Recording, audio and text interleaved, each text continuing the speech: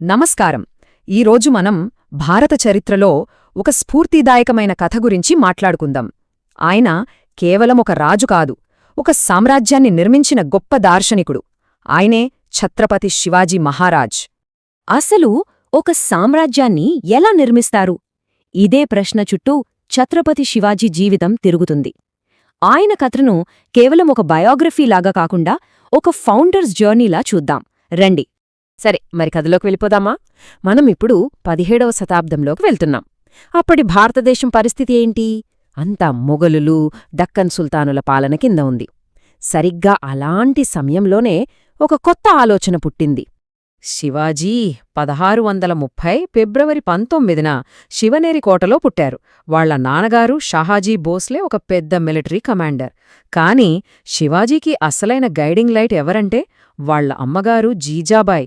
ఆమె రామాయణం, మహాభారతం లాంటి కథలు చెప్పి చిన్నప్పణ్నుంచే ఆయన మనసులో న్యాయం, ధర్మం, స్వేచ్ఛ లాంటి విలువల్ని నాటారు.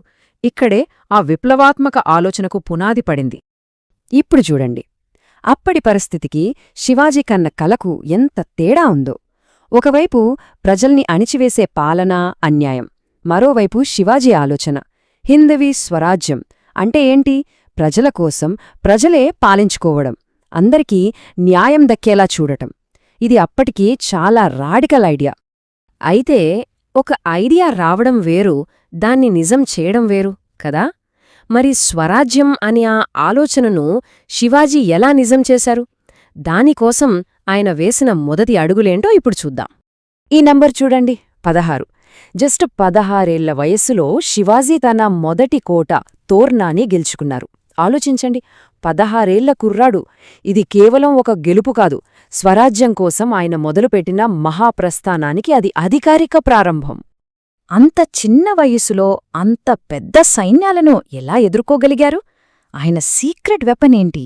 అదే గెరిల్లా యుద్ధతంత్రం. తనకు బాగా తెలిసిన ఆ కొండలు, అడవులే ఆయనకు ఆయుధాలు. శత్రువు అస్సలు ఊహించనప్పుడు దాడి చేయడం, దెబ్బకొట్టి తమ సైన్యాన్ని కాపాడుకుంటూ వెనక్కి తగ్గడం. ఈ టెక్నిక్తోనే పెద్ద పెద్ద సైన్యాలను కూడా చిత్తుచేశారు. ఇక్కడి నుంచే అసలైన సవాళ్లు మొదలయ్యాయి. శివాజీ ధైర్యానికి, ఆయన స్ట్రాటజీస్కి అసలైన పరీక్షలు ఎదురయ్యాయి.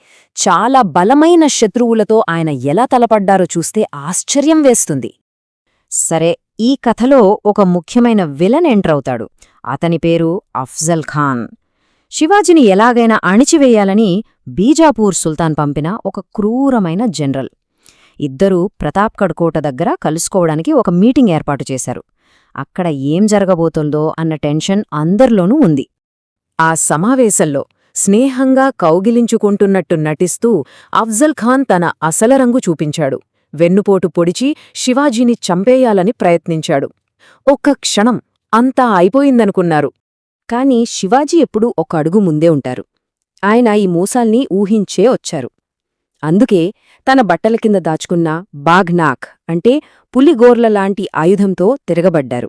అఫ్జల్ ఖాన్ని అక్కడికక్కడే అంతం చేశారు. ఇది ఆయన తెలివికి, ధైర్యానికి ఒక పరాకాష్ట. ఈ ఒక్క విజయంతో మరాఠా సైన్యంలో స్థైర్యం ఆకాశాన్నంటింది. ఇంకో అద్భుతమైన ఘట్టముంది. మొఘల్ చక్రవర్తి ఔరంగజేబ్ శివాజీని ఆగ్రాలో హౌస్ అరెస్ట్ చేశాడు. ఇక శివాజీ కథ ముగిసిందనుకున్నారందరూ.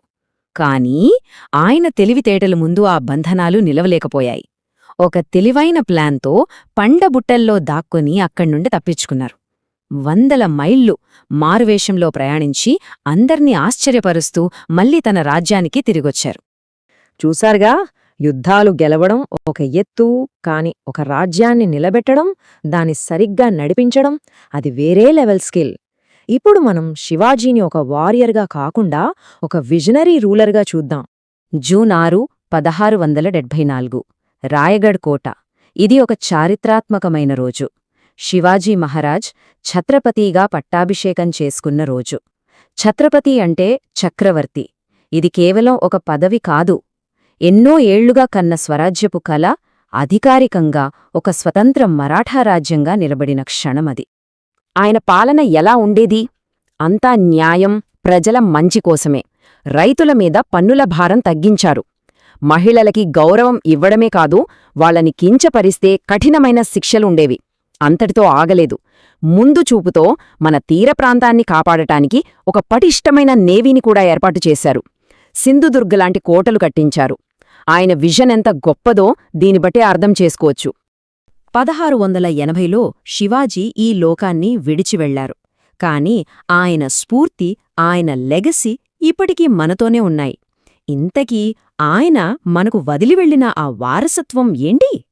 ఈ ఒక్క మాట ఆయన లెగసీ మొత్తాన్ని చెప్తుంది.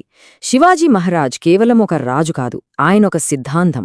అవును, ఆయనొక వ్యక్తి కాదు, స్వేచ్ఛ కోసం, ఆత్మగౌరవం కోసం పోరాడే ఒక ఐడియాలజీగా నిలిచిపోయారు. నిజానికి 17వ శతాబ్దంలో ఆయన మొదలుపెట్టిన ఆ స్వరాజ్య నినాదమే కొన్ని వందలేళ్ల తర్వాత మన స్వాతంత్ర పోరాటానికి ఒక పెద్ద ఇన్స్పిరేషన్ అయింది. ఆయన పోరాట స్ఫూర్తి తరతరాలుగా కొనసాగుతూనే ఉంది. చివరిగా ఒక్క ప్రశ్న. ఒక్క వ్యక్తి ఆలోచన చరిత్రను ఎంతలా మార్చగలదు? దీనికి సమాధానం కావాలంటే మనం ఛత్రపతి శివాజీ మహారాజ్ జీవితాన్ని చూస్తే చాలు. ఒక దృఢ సంకల్పం ప్రపంచాన్ని ఎలా మార్చగలదో చెప్పడానికి ఆయన కథే అతి పెద్ద ఉదాహరణ.